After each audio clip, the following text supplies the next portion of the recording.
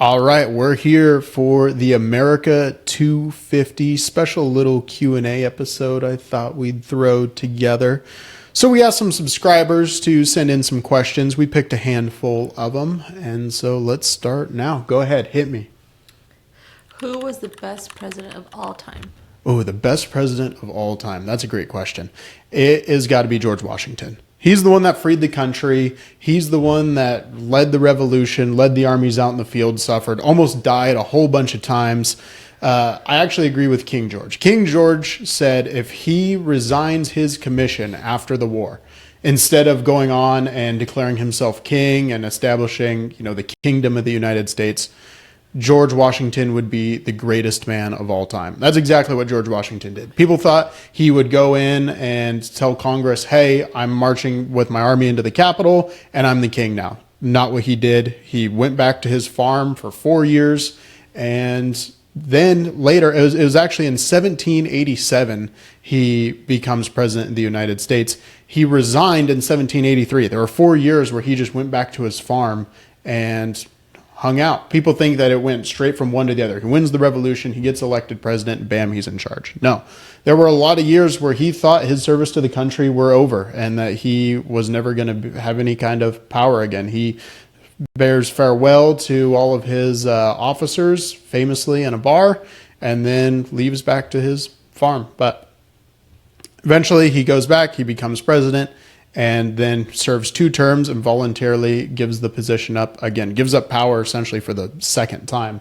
He ends up dying shortly later, but when he decided not to run for president again, it's not like he was sick or anything. He just was fine giving up the power. Makes him one of the greatest men of all time. I agree with King George, best president we've had. Next one. Who was the worst president? That's an easy one. That's Woodrow Wilson. Woodrow Wilson was like Joe Biden on steroids. This guy was the absolute worst. He expanded the federal bureaucracy by 10 times. He created the Federal Reserve, which is one of the institutions destroying this country. He got us into World War I after promising not to. Got 100,000 Americans killed over a war that we didn't need to be in at all. It was one of the stupidest wars in history.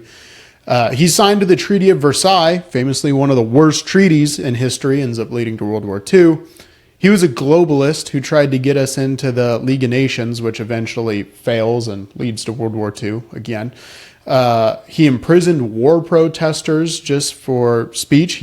Woodrow Wilson hated the First Amendment because he was a buttoned up college president and he didn't want people speaking out against him. None of those common folk get to have opinions. He created the Committee on Public Information, which was just essentially like a war propaganda arm of the government. And then to wrap it all up, he ends up having a stroke, and then he and his family lie about it. He's not running the country. He was convalescent, and his wife ends up running the whole thing. So, sound familiar? Terrible Democrat presidents tend to have a little bit of a pattern. Worst one in history, next. Is America still a Christian country? I love the phrasing of the question. It was definitely founded as a Christian country. It definitely was a Christian country for a long time. Many of America's best feats were done when it was solidly a Christian country. When we won World War II, United States was solidly a Christian country. Nowadays, not so much.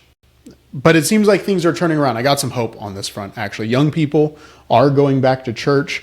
I think they're realizing that there need to be values in the community beyond just, our hedonistic value of self. That seems to be what's been predominant for several decades now, and people are starting to realize that they need a better sense of community, especially as marriage rates are falling, birth rates are falling. Young people are starting to realize they need something better. So I think we're going to be a Christian country moving forward, and hopefully this is just kind of a blip in our country's history. I'm hopeful. Are you watching the World Cup? Yes, actually I am. Might surprise you because I talk a lot of shit about soccer. But I thought, you know what? It's here in America. America's doing well.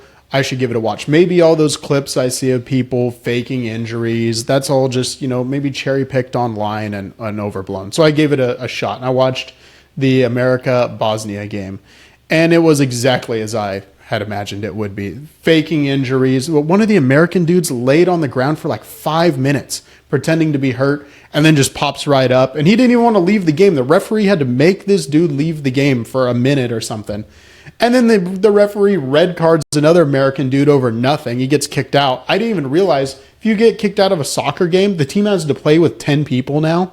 It's kind of a ridiculous rule, but I was pretty shocked at how bad the whole thing was. Those players just constantly complained to referees. It's really annoying to watch. But America won, scored a goal even with just 10 people, which is kind of embarrassing for Bosnia. But even not liking the sport, I hope America wins. I hope we win this whole World Cup, and then the whole world has to call it soccer. That's what I think the bet we should be making with everybody. So I'm going to watch the next game, I think, just because, again, love the United States. But, man, it's tough to watch. Hit me. What type of music are you listening to? Music. Okay. I got a lot of thoughts on music right now. I listen to a lot of different types of music. But country music's on top right now. This is the best country music has been in a long time. And pop music also really good. Sabrina Carpenter, Ariana Grande. I know a lot of people like Taylor Swift. I don't like Taylor Swift, but pop music is in. Rap music, I was reading it was for the first time in 35 years, there was no rap song in the Billboard's top 40, which I'm not really surprised. Rap music has gone downhill. Again, I like rap music, but man, it sucks. Modern day rappers are just terrible. I think that genre of music's going downhill. Pop and country, yeah, taking over. The Super Bowl performances, they got to catch up, man. We've been seeing a lot of terrible rap in the Super Bowl because Jay-Z's in charge. We get it. Okay, fine. Maybe he's on the Epstein list. Maybe he's not. Maybe that's why our Super Bowl performances have to suck.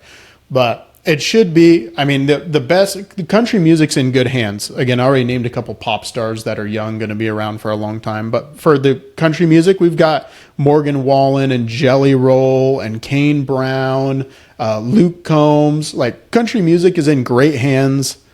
I think the next Super Bowl performance, it's got to be Morgan Wallen. We got to see some more country because it's the best it's been in a while. And that's not even to hate on the old country music. Those guys are awesome too. But we had a little bit of a gap there, in the 2010s where it seemed like rap was really going to be the way forward and country music might be on the decline, but it's done a 180 and I'm happy with it. Country music's fantastic. So that's what I've been listening to mostly these days. What else we got? Let's do one more. Who is the best Twitter follow? Oh, that's easy. That's the Babylon Bee. No explanation needed for that one. Go follow the Babylon Bee. They're hilarious.